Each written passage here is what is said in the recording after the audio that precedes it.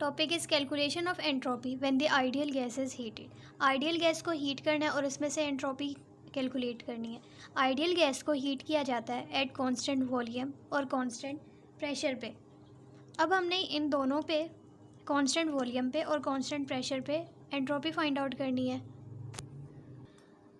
Ideal gas को heat किया at constant volume और एट कांस्टेंट प्रेशर। पहले फाइंड आउट करेंगे एट कांस्टेंट वॉल्यूम पे। कांस्टेंट वॉल्यूम के लिए फ्रॉम फर्स्ट लॉ से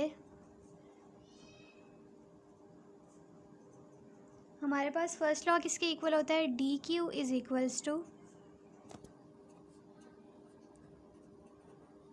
D U plus D W. D W की जगह मैंने पी डी वी लिख दिया।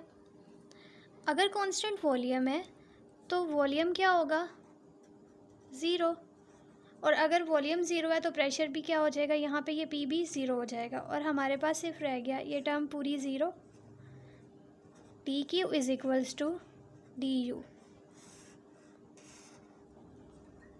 अगर हम बात कर रहे हैं कांस्टेंट वॉल्यूम की,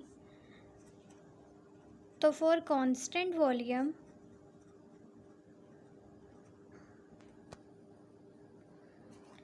डी यू इज़ इक्वल होता है आपके पास partial derivation of u partial derivation of t at constant volume के लिए c और यहाँ पे dt। यहाँ से वैल्यू निकालनी है du की। du इज़ इक्वल्स टू, अगर ये कांस्टेंट वॉल्यूम है तो ये क्या है, specific heat at constant volume, तो हम इसको लिख देंगे cv dt। आपके पास वैल्यू आ गई du की।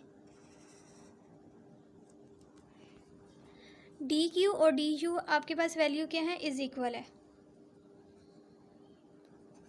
डी क्यू की वैल्यू डी यू के इक्वल है, तो यह वैल्यू डी क्यू के लिए भी है। फाइंड आउट क्या करना है, change in entropy. Entropy find out करनी है। एंट्रोपी इज़ इक्वल होती है, एंट्रोपी इज़ इक्वल होती है delta S is equals to T Q by T. जब हमने change in entropy find out करना है तो उसके लिए हम लगा देंगे यहाँ पे इंटीग्रल। डी क्यू की वैल्यू वही जो डी यू की वैल्यू आई थी, क्योंकि इज़ इक्वल है यहाँ पे सी वी डी टी और टी।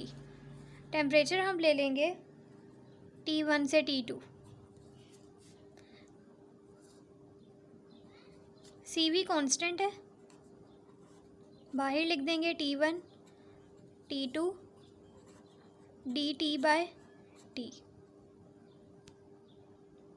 जब हमारे पास ऊपर डेरिवेटिव होता है तो हम नेचुरल लॉग लिखते हैं, इंटीग्रल उसका नेचुरल लॉग में होता है, तो c v natural log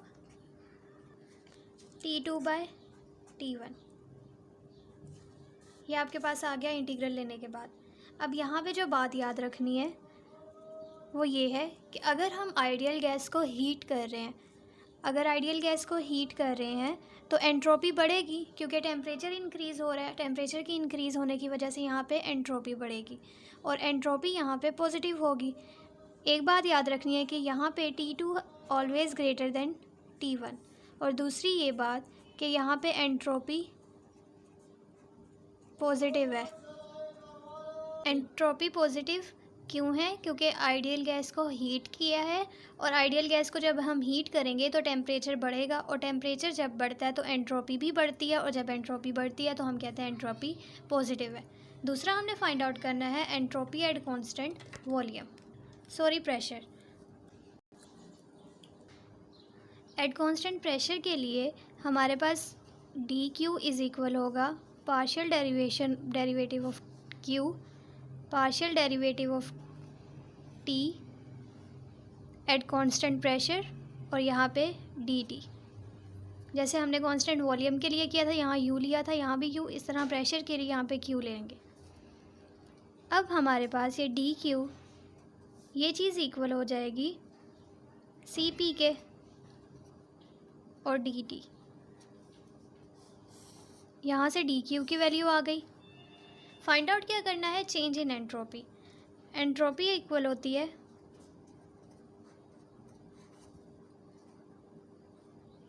D S या delta S is equals to D Q by T. Find out करना है चेंज इन एंट्रोपी, तो यहाँ पे इंटीग्रल ले लेंगे। यहाँ टी है तो यहाँ T1 और यहाँ T2। डी क्यू की वैल्यू डालेंगे,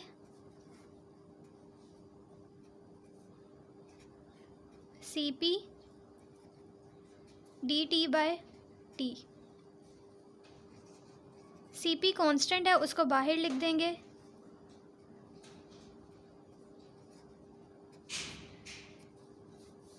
फिर उसी तरह अगर ऊपर डेरिवेटिव मौजूद हो तो हम नेचुरल लॉग लेते हैं इंटीग्रल लेते हुए। C P L N of T2 by T1। इसके केस में भी आपने याद रखना है कि T2 is always greater than T1। Entropy eight constant volume पे हमने निकाली CV ln of T2 by T1, और एट कांस्टेंट प्रेशर पे हमारे पास ये CP ln of T2 by T1 आ गई।